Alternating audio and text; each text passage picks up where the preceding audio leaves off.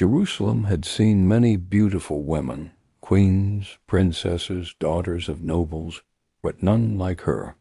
Whispers began to move through the city. Have you seen the Shulammite, the one the king cannot stop looking at? They watched as she walked through the courtyard, graceful, calm, radiant, and someone finally spoke the words everyone was thinking. How beautiful are your feet in sandals, O queenly maiden! But this was not just admiration. Something deeper was happening, something powerful, because beauty like hers could change hearts. Then, suddenly, the atmosphere shifted, because the king had arrived.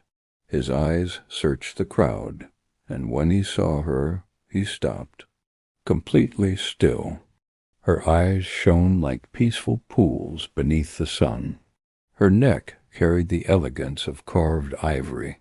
Her presence stood tall and powerful, like the towers of Lebanon watching over the land.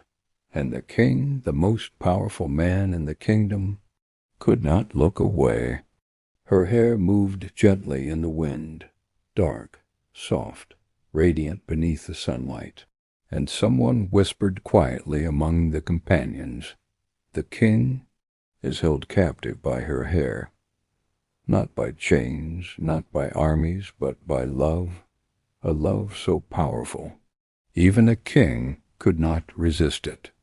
But the Shulammite was not seeking power. She was not chasing royalty. Her heart belonged to someone else, and she declared it boldly. I am my beloved's, and his desire is toward me, a love deeper than admiration, a love stronger than status, a love that could not be bought. Then she turned to her beloved and spoke words filled with longing. Come, my beloved, let us go into the fields. Let us spend the night in the villages, away from crowds, away from the palace, away from the noise of admiration, just two hearts, walking together beneath the open sky. But what happened next would reveal a love story more powerful than anyone expected. Her beauty had captured a king.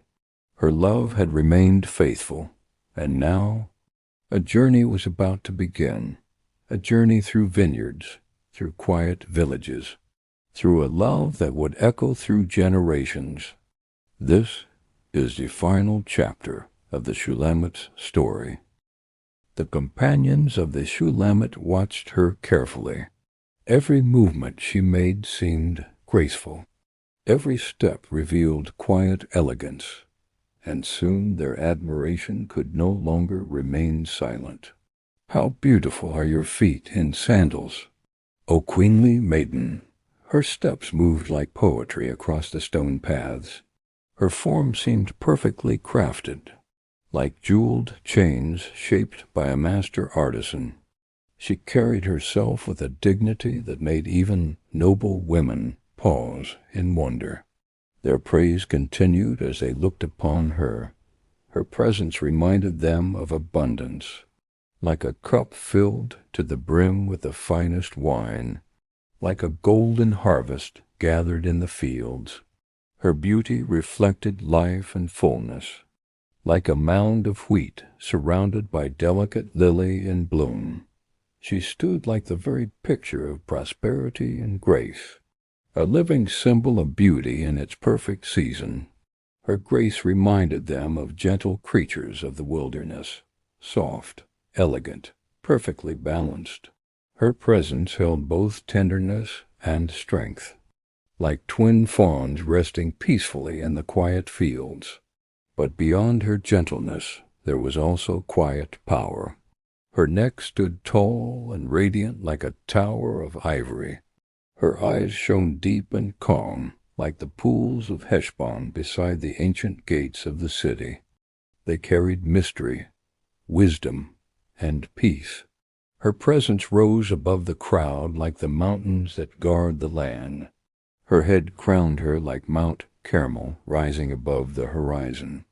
Her hair flowed like royal purple silk in the wind, and as the companions spoke, they suddenly noticed something.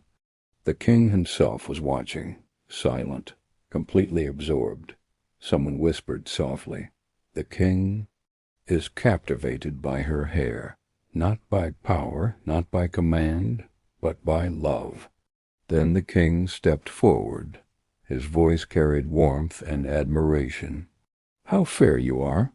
How pleasant you are, O love, with your delights!" His words were not spoken like a ruler addressing a subject. They were spoken like a man who had given his heart completely. Her presence brought him joy. Her beauty filled him with wonder. The king continued, "Your stature is like a palm tree, tall, graceful, strong against the sky, and your beauty like clusters of its fruit, full of life, rich with sweetness." The palm tree stood firm even in the desert winds, and to him she carried that same strength. But then the Shulammite herself spoke. Her voice was calm, confident, filled with devotion. "I am my beloved's, and his desire is toward me." These were not just words.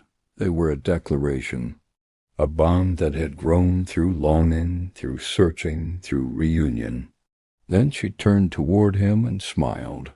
"Come, my beloved, let us go out into the fields. Let us spend the night among the villages, away from the palace, away from the noise of admiration, where love could breathe freely beneath the open sky. Let us rise early," she said, "and go to the vineyards, to see if the vines have budded, to see if the blossoms have opened, to see if the pomegranates are in bloom. For there, among the vineyards, she would give him her love." The fragrance of mandrakes filled the air, sweet, inviting, and over their doors lay many precious fruits. New treasures, old treasures, all save for the one she loved. "Oh, my beloved," she whispered softly, "all these things I have kept for you." And so the story of the Shulammite and her beloved reached its beautiful climax, a story of longing, a story of searching, a story of love that refused to fade. Through vineyards, through gardens, through cities and valleys, their love endured. And even today their story still whispers through the pages of Scripture, reminding every heart that true love is patient, faithful, and worth every search.